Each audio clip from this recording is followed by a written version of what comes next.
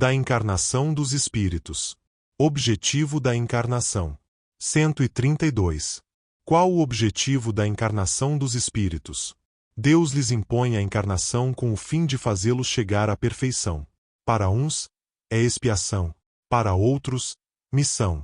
Mas, para alcançarem essa perfeição, que sofrer todas as vicissitudes da existência corporal. Tem. Nisso é que está a expiação. Visa ainda outro fim a encarnação, o de pôr o espírito em condições de suportar a parte que lhe toca na obra da criação. Para executá-la é que, em cada mundo, toma o espírito um instrumento de harmonia com a matéria essencial desse mundo, a fim de aí cumprir, daquele ponto de vista, as ordens de Deus. É assim que, concorrendo para a obra geral, ele próprio se adianta. A ação dos seres corpóreos é necessária à marcha do universo. Deus, porém, na sua sabedoria, quis que nessa mesma ação eles encontrassem um meio de progredir e de se aproximar dele. Deste modo, por uma admirável lei da providência, tudo se encadeia, tudo é solidário na natureza. 133. Tem necessidade de encarnação os espíritos que, desde o princípio, seguiram o caminho do bem? Todos são criados simples e ignorantes e se instruem nas lutas e tribulações da vida corporal. Deus, que é justo, não podia fazer felizes a uns, sem fadigas e trabalhos, conseguintemente sem mérito. Mas, então, de que serve aos espíritos terem seguido o caminho do bem, se isso não os isenta dos sofrimentos da vida corporal? Chegam mais depressa ao fim. Demais, as aflições da vida são muitas vezes a consequência da imperfeição do espírito. Quanto menos imperfeições, tanto menos tormentos. Aquele que não é invejoso, nem ciumento, nem avaro, nem ambicioso, não sofrerá as torturas que se originam desses defeitos. A alma. 134. Que é a alma? Um espírito encarnado. Que era a alma antes de se unir ao corpo. Espírito. B. As almas e os espíritos são, portanto, idênticos, a mesma coisa. Sim, as almas não são senão os espíritos. Antes de se unir ao corpo, a alma é um dos seres inteligentes que povoam o mundo invisível, os quais temporariamente revestem um invólucro carnal para se purificarem e esclarecerem. 135. Há no homem alguma outra coisa além da alma e do corpo? Ao laço que liga a alma ao corpo. De que natureza é esse laço? Semimaterial, isto é, de natureza intermédia entre o espírito e o corpo. É preciso que seja assim para que os dois se possam comunicar um com o outro. Por meio desse laço é que o espírito atua sobre a matéria e reciprocamente. O homem é, portanto, formado de três partes essenciais.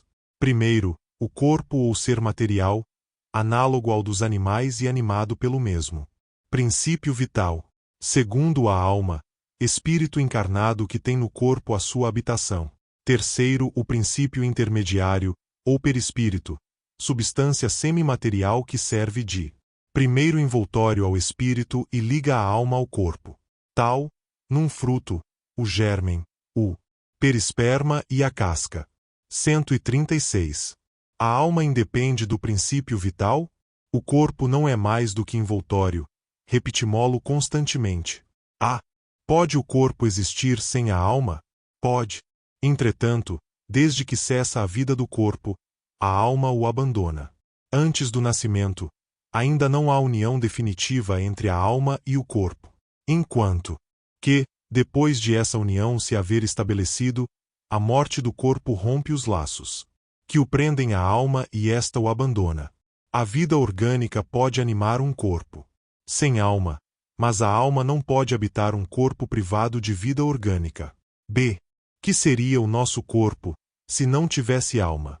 Simples massa de carne sem inteligência, tudo o que quiserdes, exceto um homem. 137.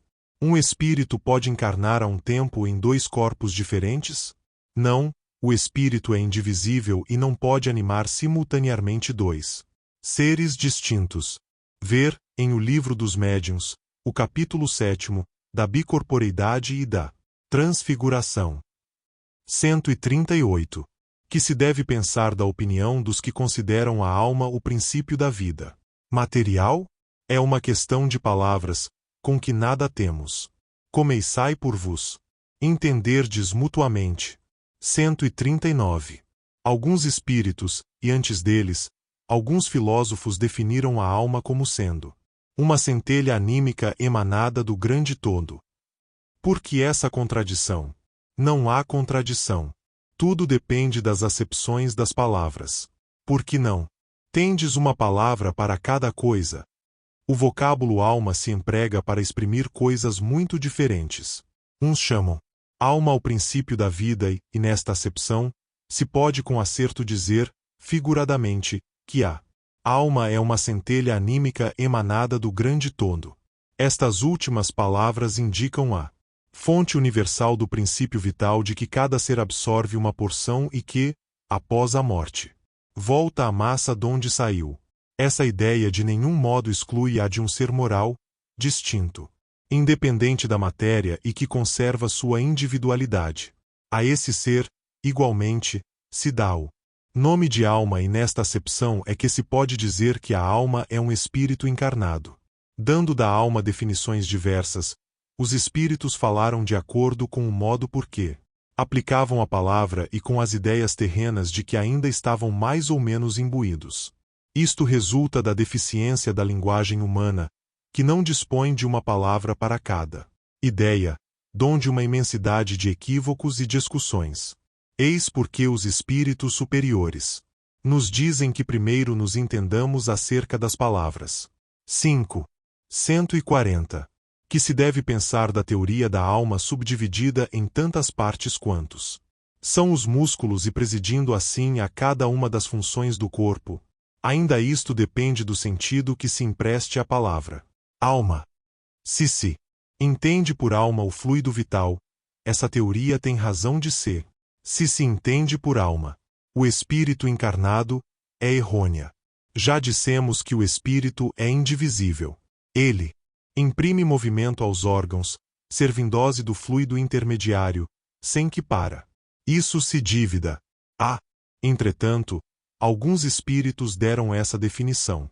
Os espíritos ignorantes podem tomar o efeito pela causa. A alma atua por intermédio dos órgãos e os órgãos são animados pelo fluido vital, que por eles se reparte, existindo em maior abundância nos que são centros ou focos de movimento. Esta explicação, porém, não procede, desde que se considere a alma como sendo o espírito que habita o corpo durante a vida e o deixa por ocasião da morte. 141. Há alguma coisa de verdadeiro na opinião dos que pretendem que a alma é exterior ao corpo e o circunvolve? A alma não se acha encerrada no corpo, qual pássaro numa gaiola. Irradia e se manifesta exteriormente, como a luz através de um globo de vidro, ou como o som em torno de um centro de sonoridade. Neste sentido se pode dizer que ela é exterior, sem que por isso constitua o envoltório do corpo. A alma tem dois invólucros. Um, sutil e leve, é o primeiro, ao qual chamas perispírito. Outro, grosseiro, material e pesado, o corpo. A alma é o centro de todos os envoltórios. Como o gérmen em um núcleo, já o temos dito. 142. Que dizeis dessa outra teoria segundo a qual a alma, numa criança, se vai completando a cada período da vida? O espírito é uno e está todo na criança, como no adulto. Os órgãos, ou instrumentos das manifestações da alma, é que se desenvolvem e completam. Ainda, aí tomam o efeito pela causa. 143. Porque todos os espíritos não definem do mesmo modo a alma. Os espíritos não se acham todos esclarecidos igualmente sobre estes assuntos. Há espíritos de inteligência ainda limitada, que não compreendem as coisas abstratas. São como as crianças entre vós. Também há espíritos pseudo sábios, que fazem alarde de palavras, para se imporem, ainda como sucede entre vós. Depois, os próprios espíritos esclarecidos podem exprimir-se em termos diferentes, cujo valor, entretanto, é, substancialmente, o mesmo, sobretudo quando se trata de coisas que a vossa linguagem se mostra impotente para traduzir com clareza. Recorrem então a figuras, a comparações, que tomais como realidade. 144. Que se deve entender por alma do mundo? O princípio universal da vida e da inteligência, do qual nascem as individualidades. Mas, os que se servem dessa expressão não se compreendem, mais das vezes, uns aos outros. O termo alma é tão elástico que cada um o interpreta ao sabor de suas fantasias. Também à terra hão atribuído uma alma. Por alma da terra se deve entender o conjunto dos espíritos abnegados que dirigem para o bem as vossas ações, quando os escutais, e que, de certo modo, são os lugartenentes de Deus com relação ao vosso planeta. 145. Como se explica que tantos filósofos antigos e modernos, durante tão longo tempo, hajam discutido sobre a ciência psicológica e não tenham chegado ao conhecimento da verdade? Esses homens eram os precursores da eterna doutrina espírita. Prepararam os caminhos. Eram homens, e como tais, se enganaram, tomando suas próprias ideias pela luz. No entanto, mesmo os seus erros servem para realçar a verdade, mostrando o pró e o contra.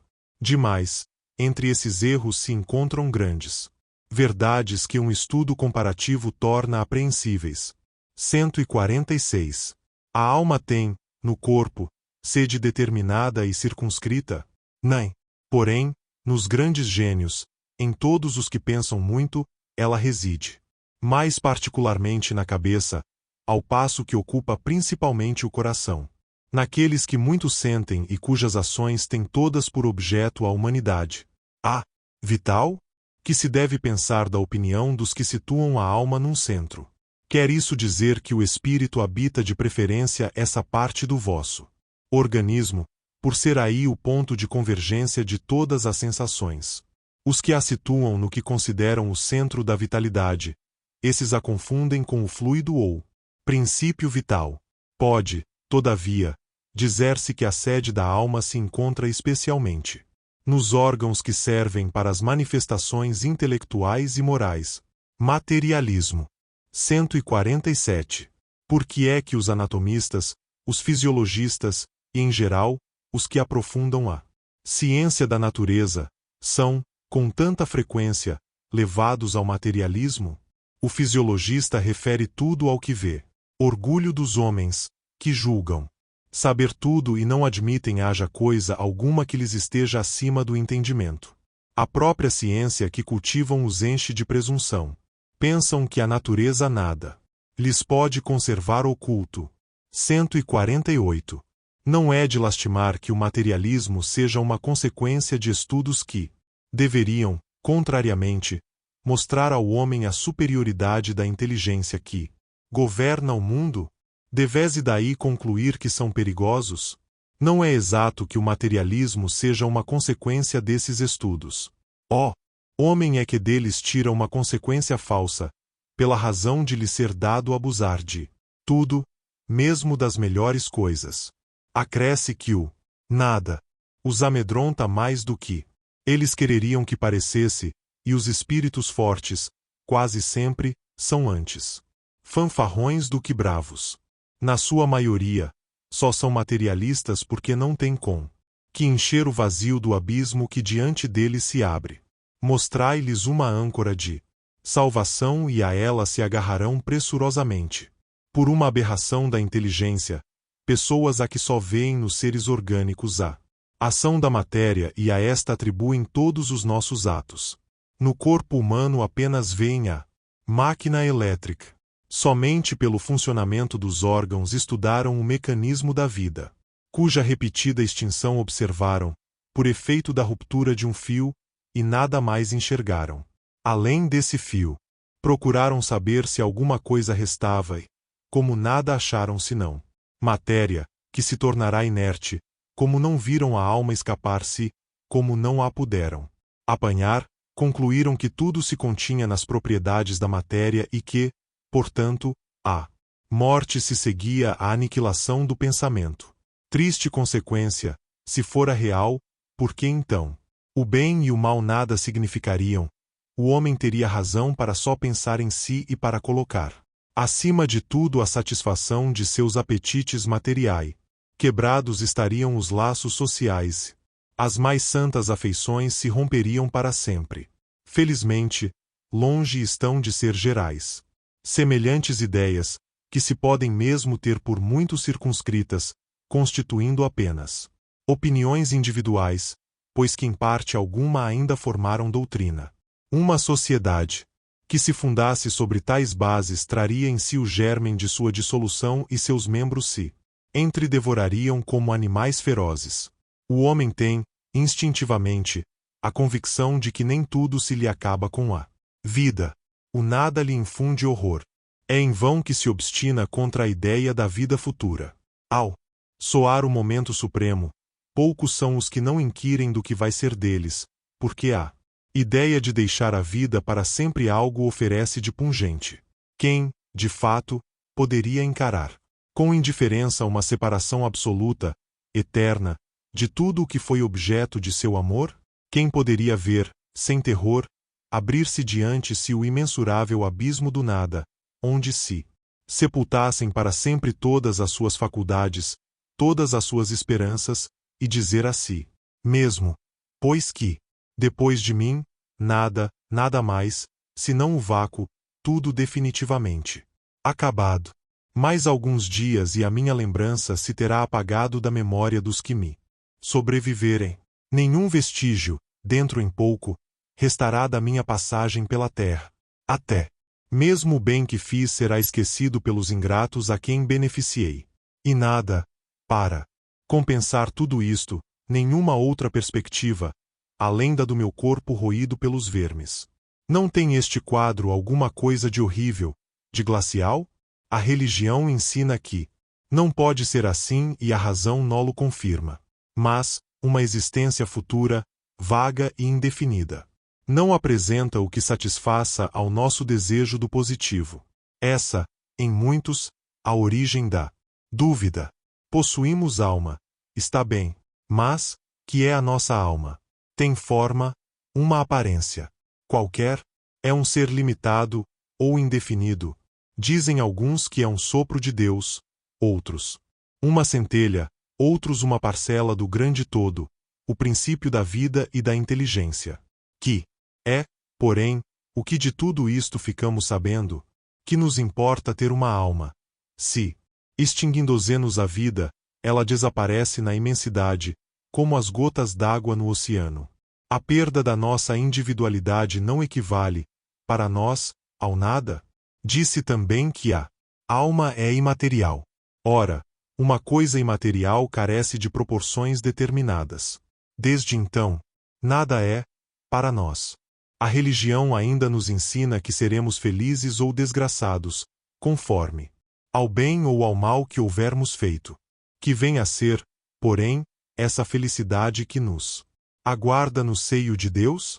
Será uma beatitude, uma contemplação eterna, sem outra ocupação mais do que entoar louvores ao Criador? As chamas do inferno serão uma realidade ou um símbolo? A própria Igreja lhes dá esta última significação. Mas, então, que são aqueles sofrimentos? Onde esse lugar de suplício? Numa palavra, que é o que se faz, que é o que se vê, nesse outro mundo que a todos nos espera. Dizem que ninguém jamais voltou de lá para nos dar informações. É erro dizê-lo e a missão do Espiritismo consiste precisamente em nos esclarecer acerca desse futuro, em fazer com que, até certo ponto, o toquemos com o dedo e o penetremos com o olhar, não mais pelo raciocínio somente, porém, pelos fatos.